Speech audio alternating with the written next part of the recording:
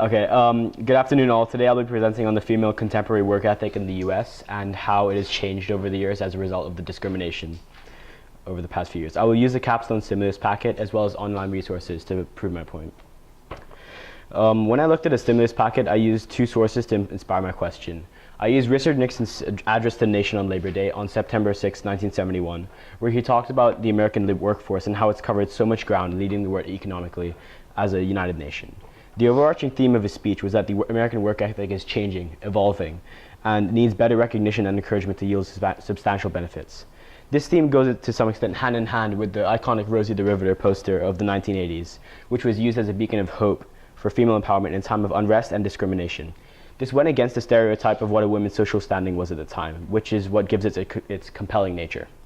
Together, these two themes show that with encouragement, the work ethic of female Americans can be reinforced, and if oppressed, can be hindered, which begs a question with many potential perspectives to it.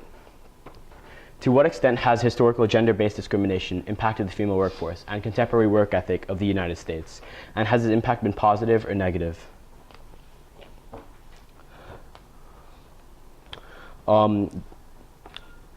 The first viewpoint I address for this issue, which is the claim that gender bias has not had as big an impact as many would have thought. Women make different choices, and these choices affect how they work.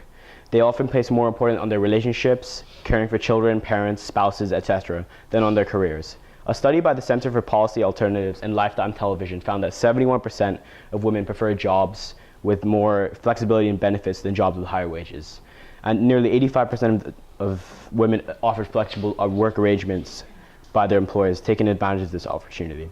The study was cited by an academic source named Opposing Viewpoints in Context.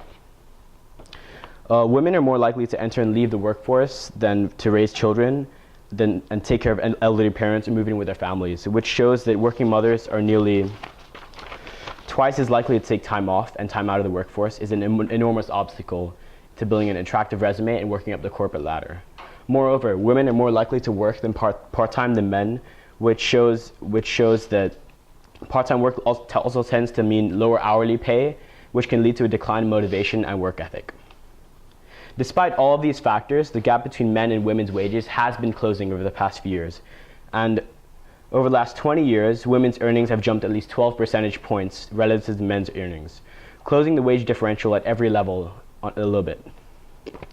The second viewpoint that can be argued is the claim that gender discrimination has a negative effect on the female contemporary work ethic, which is in sync with the popular belief of the general public. In the workplace, women are frequently subjected to subtle discrimination by both sexes, and jobs may be offered to a less qualified male applicant just because he is male.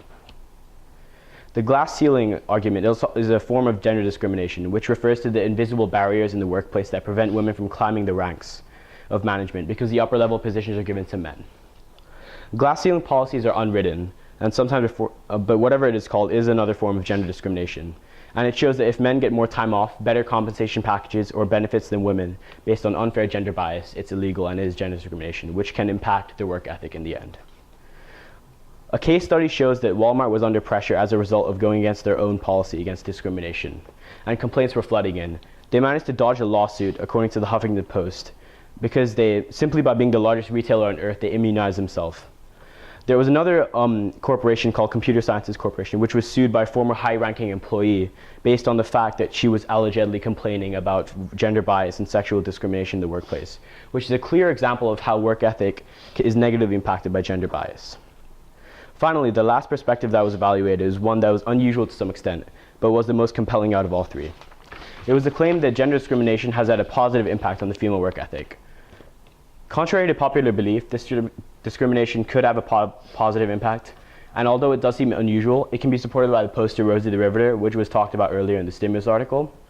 This poster shows a woman with a flexed bicep, which by the standards of women said in that time were, it kind of argues that it's unheard of at the time, and has a motivational caption on the top, establishing a sense of compelling camaraderie among women. Because it marked such a big turning point in the development of the female work ethic, it still conveys a valid message today. And according to Lane Wallace of the Atlantic Media Company, this poster and movement were brought about as a result of the discrimination that women were facing at the time. It can be inferred that the discrimination did have, in fact, a positive impact on the work ethic of the female workers. In conclusion, despite the countless negative effects that women have been suffering in the workplace, such as biased action against them when it comes to jobs and promotion decisions or workplace abuse, evidence has shown that historically, the work ethic of females has only been increasing, and shows that in spite of all the discrimination and all the bias in the workplace, women have managed to come substantially far, which can be attributed to the growth of the female work ethic.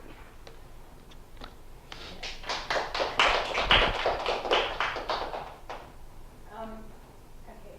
Pallav, the question for you is, in your research, what information do you wish you could have found? I guess some graphics or like contemporary statistics that show the actual, I guess, increase of the work ethic, which is in sync with my thesis. But I think like the information that I found from the academic sources is kind of supported that, but I was hoping to find like a graphic that actually, I guess, shows imagery to support it. Okay.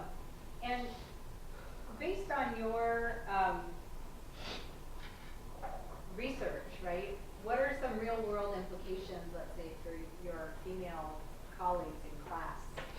What would you... In class? Yeah, well, not necessarily in class, but as they move on, like, what advice would you give them based on the research that you've done? I guess based on the research that I've done, like taking into account affirmative action in the college process as well, which can be attributed to gender discrimination, I guess, even though the world is like forward thinking and they won't assess you just because of your gender, still try to like set yourself apart somehow, I guess, yeah.